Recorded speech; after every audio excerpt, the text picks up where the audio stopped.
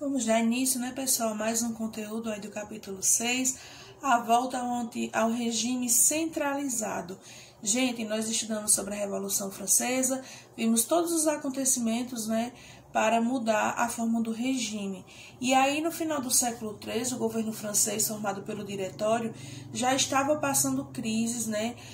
Esses diretores eleitos, eles enfrentavam dificuldades para conter, né, a estabilidade econômica. Eles ainda não conseguiam estabilizar a economia da França. A população também estava muito descontente com toda aquela manutenção as questões de poder econômico, né? Então, estava muito difícil manter esse poder político. De um lado existia a elite, né, que era monarquista, que pedia, né, a volta, o retorno do governo centralizado e também dos seus privilégios que eles tinham lá na época do antigo regime.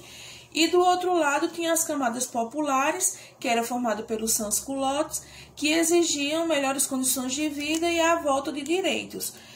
Como o voto, né, que o voto universal masculino, que foram anulados pelos girondinos no Diretório. E aí aconteceu, né, o golpe de 18 Brumário, que em todo esse cenário de instabilidade econômica e política, né, que a França vivenciava, ganhou cada vez mais destaque a atuação de Napoleão Bonaparte, que vinha, né, acumulando diversas vitórias nas batalhas contra os estados absolutistas europeus. Havia entre esses estados o temor do avanço das ideias revolucionárias francesas na Itália, na Suíça, no Egito e entre outras regiões.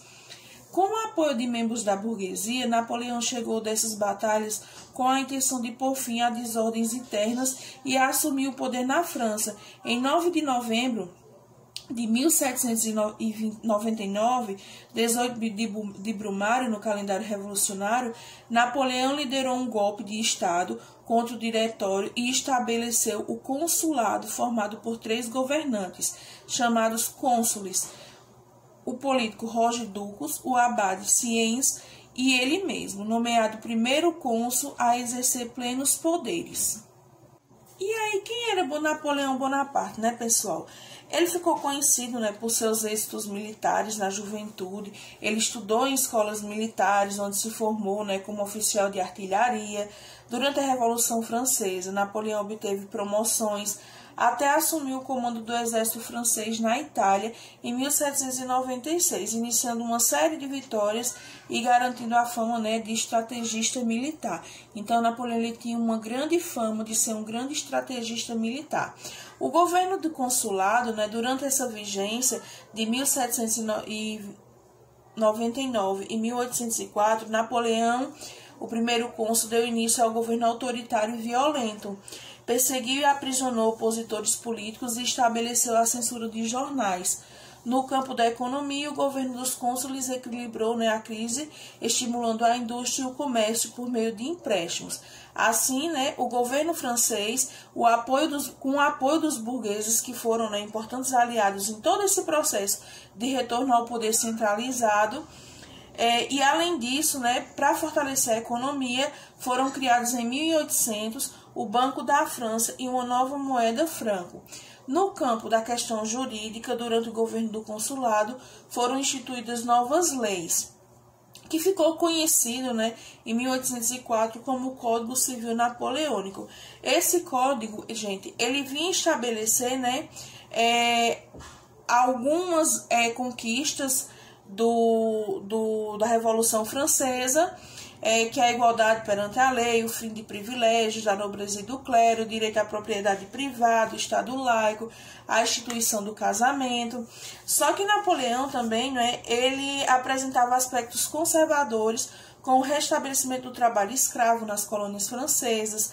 Ele negava a igualdade de gênero, ele dizia que as mulheres eram incapazes de assumir e manter sua sobrevivência, aumentando ainda mais, né, as suas desvantagens em questões de disputa por propriedade e por divórcios. E então, em 1802, por meio de um plebiscito, Napoleão havia sido nomeado primeiro cônsul vitalício, que isso deu direito a ele, né, de nomear o seu sucessor. E em 1804 foi realizada uma nova consulta entre os deputados, que decidiram pela volta do regime monárquico de governo e pela nomeação do primeiro cônsul como imperador da França, com o título Napoleão I.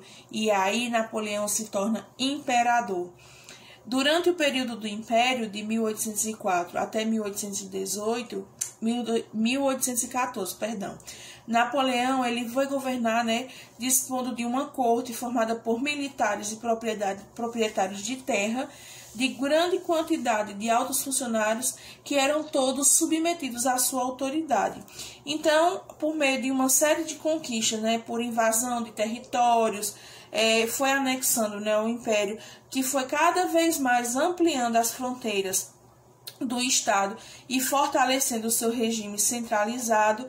Ele integrou, né, ao território da França diversas outras regiões, que a gente pode ver, né, no mapa aí da página 89. Napoleão ele governou por meio de decretos e anulando leis sem aprovação de outros políticos. Ele manteve, né, algumas medidas que ele tomou no período do consulado, como, por exemplo, a censura, né, às mídias, aos meios de comunicação. Após o processo de transição, Napoleão, em 1805, né, ele iniciou um processo de consolidação do seu poder na Europa e começou a hostilizar, né, antigos rivais, como países como a Inglaterra, a Áustria, a Rússia, a Prússia e a Suécia, individualmente ou por meio de alianças que se opuseram militarmente à França para impedir o domínio político e econômico dela em relação aos demais estados. Mas após sucessivas vitórias, Napoleão dominou grande parte da Europa até 1812. Vocês podem ver aí no mapa da 89, né, que países foram esses. Os estados que passaram a compor o Império Napoleônico possuíram diferentes condições. Haviam estados anexados que integravam o território da França, como a Bélgica, parte da Alemanha e diversas regiões da atual Itália, e havia também diversos estados vassalos que mantiveram sua integridade territorial, mas estavam subordinados ao governo central nesses estados. Napoleão substituiu os governantes por pessoas de sua confiança, como parentes e familiares. Uma das medidas que Napoleão também tomou, pessoal, foi a questão do bloqueio continental. O que ele fazia no bloqueio continental? Ele proibia que todos aqueles países, né, que foram conquistados por ele estabelecessem relações econômicas com outros países. Inclusive, devido a esse bloqueio continental, isso vai influenciar até aqui na história do Brasil, porque esse bloqueio continental ele começou em 1806, certo? E aí, em 1808, a família real portuguesa, né, fugindo das tropas de Napoleão, com medo das tropas de Napoleão, vem para o Brasil. Mas isso aí é outra história, né, pessoal?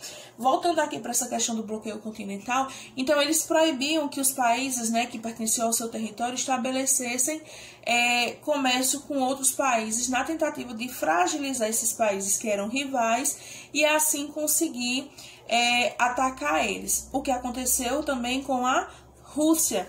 O que é que acontece? Na Rússia, que era um país basicamente rural, né, e dependia da exportação de seus excedentes agrícolas e da importação de produtos, né, manufaturados de indústrias de outros países, a exemplo, né, da Inglaterra, esse bloqueio continental ele passou a ser desrespeitado pelo líder russo, né, o czar Alexandre I, que precisou manter essas relações comerciais porque a Rússia precisava desse tipo de comercialização.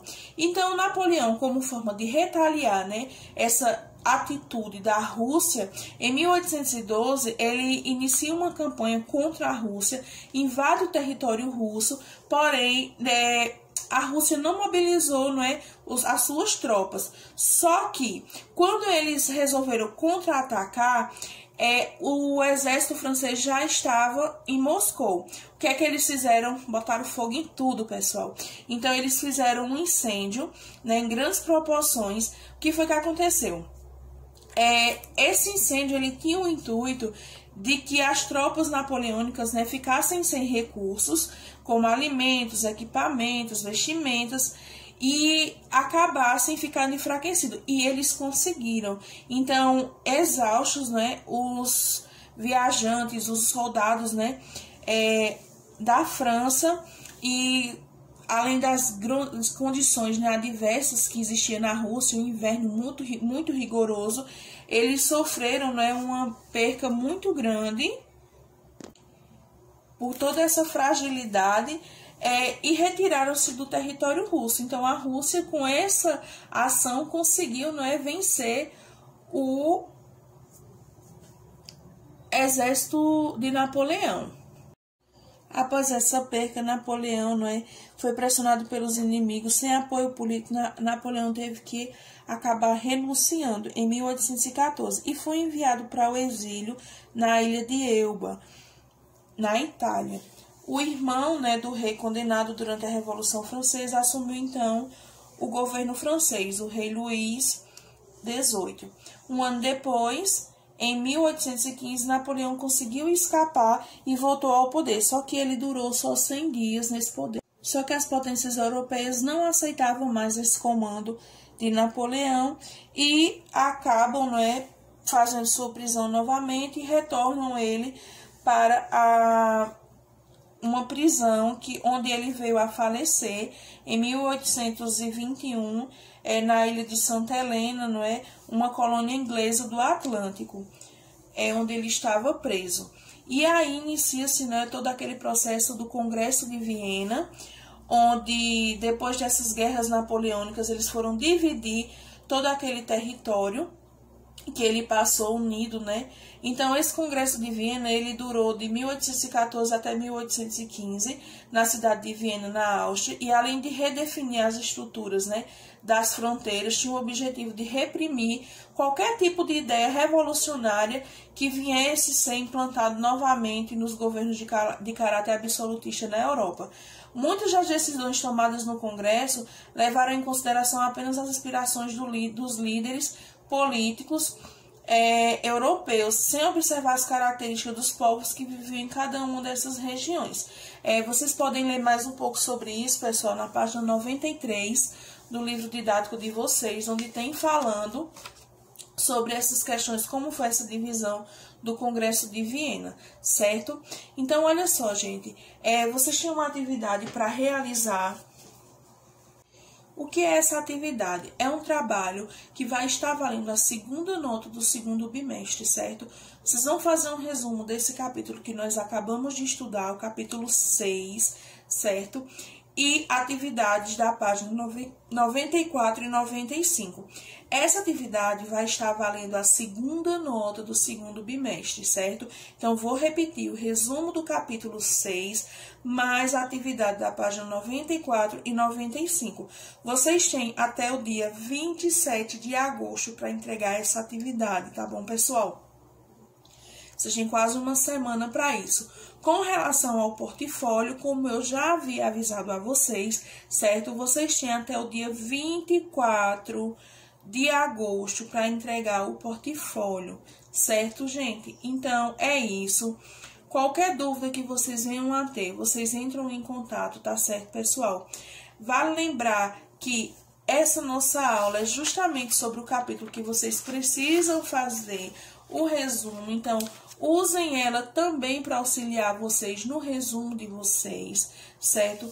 Prestem bastante atenção no texto que vocês estão produzindo e nas questões. Vocês vão enviar essas questões e esse resumo para o meu e-mail, certo? Ele não vai estar junto, não tem necessidade de estar junto do portfólio.